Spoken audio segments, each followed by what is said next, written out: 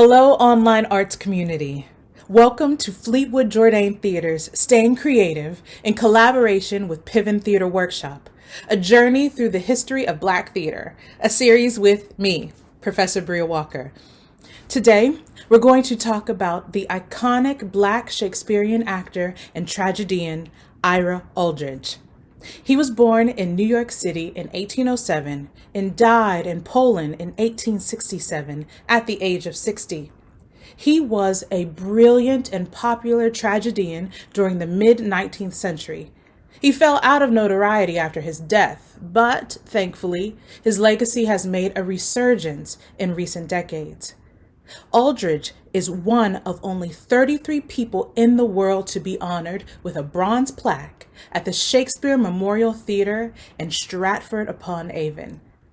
Ira Aldridge was the son of a minister and attended New York's African Free School, which had been established by the New York Manumission Society to educate the city's Black community. While he was a student, he had his theater debut with the African Company at the African Grove Theater in New York City. The African Theater, or the African Company, was established by free Blacks around 1821, and the African Grove Theater was the first theater in the U.S. that catered to and was managed by African Americans.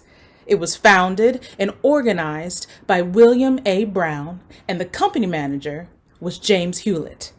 It is believed that one of Aldridge's first tastes of theater was probably at the now defunct Park Theater in Manhattan, where, from the balcony, he and fellow company member James Hewlett would watch European actors portray various Shakespearean roles.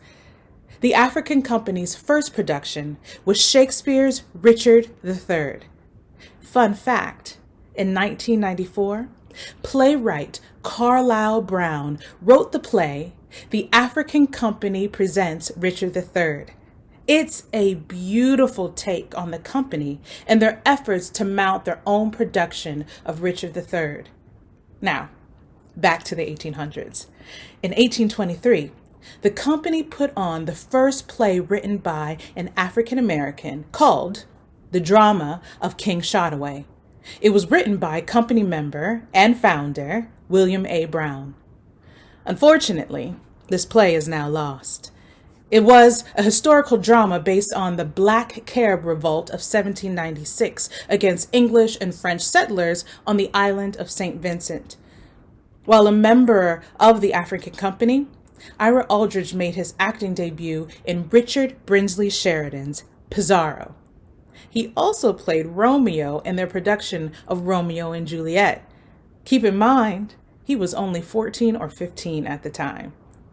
Of the theaters in New York City run mostly by African Americans and primarily attended by African American audiences, the African Company quickly became the most renowned. But even with their successes, they faced many hardships. Shortly after their opening, the African Grove Theater was forced to close by city officials, supposedly over noise complaints. So, they relocated to Bleecker Street, but this move took the theater away from its core Black audience and placed it closer to several larger, more upmarket theaters. Smaller audiences, coupled with resentment and competition from its predominantly white neighbors, soon led to financial difficulties. And all of these problems were intensified by almost constant harassment from police, city officials, and intolerant local residents. And unfortunately, the company only lasted 3 years, and in 1823 closed after a mysterious fire. In 1824, at the age of 16, Aldridge had had enough of the constant discrimination he was facing in America and emigrated to Liverpool. This would be a major turning point in Aldridge's life. Aldridge decided to board a ship to Liverpool and became a steward on the ship in order to help pay for his passage. And while on this ship, Aldridge ran into British actor and producer James Wallach. Now, the two of them had met months earlier in New York, so when they happened to run into each other again, Wallach offered Aldridge an opportunity to be his personal attendant while aboard the ship. Once they arrived in Liverpool, Aldridge continued to work for Wallach and made numerous contacts in the theater world. Aldridge moved to the UK at a somewhat auspicious time. Britain was in the midst of the Industrial Revolution, more and more theaters were being erected, and the slave trade had already been outlawed, so an abolitionist society was beginning to formulate. These combined factors may have made it more possible for Aldridge to begin a career as an actor. There was still prejudice and racism, don't get me wrong, but there was opportunity. So, in May of 1825, at the age of 17, Aldridge made his debut at the Royalty Theatre in London's East End, becoming the first Black man in Britain to play Othello. Critics were won over by his performance.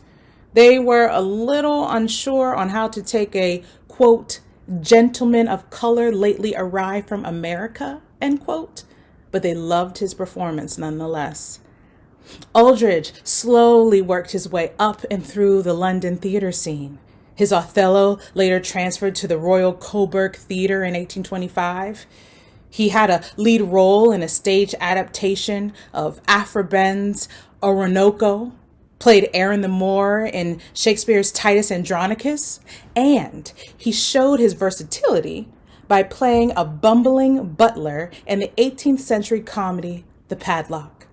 Before long, he was receiving top billing as the renowned African tragedian, the first African-American actor to establish himself outside of America. In 1833, Aldridge made his debut as Othello at the Theatre Royal Covent Garden in London.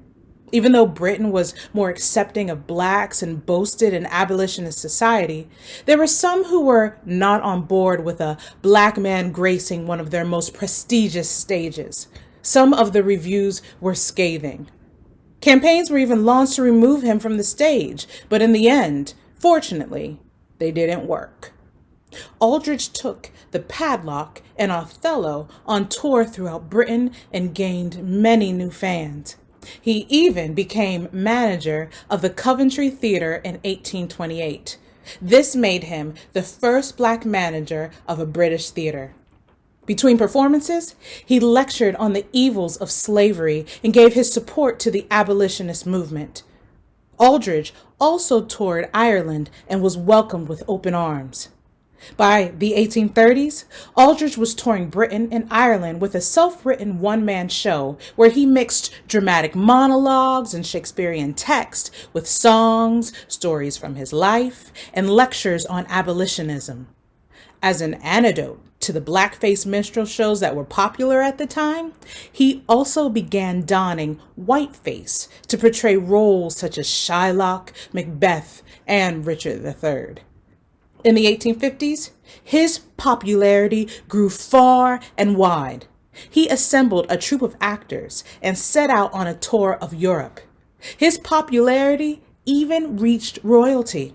The King of Prussia awarded him a gold medal of art and science, and in Saxe-Meiningen, now part of Germany, he was given the title of Chevalier Baron of Saxony. Aldridge was now in his late 50s.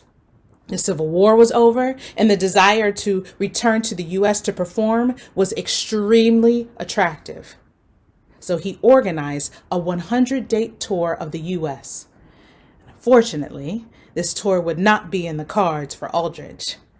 During a tour in Poland a couple of weeks before the U.S. tour was to commence, Aldridge, at the age of 60, fell ill from a lung condition and passed away. Aldridge was a treasure to us all. The work he accomplished will forever be an inspiration for performers throughout the ages. May his legacy live on. Tune in Wednesday as we turn another page on the history of Black theater.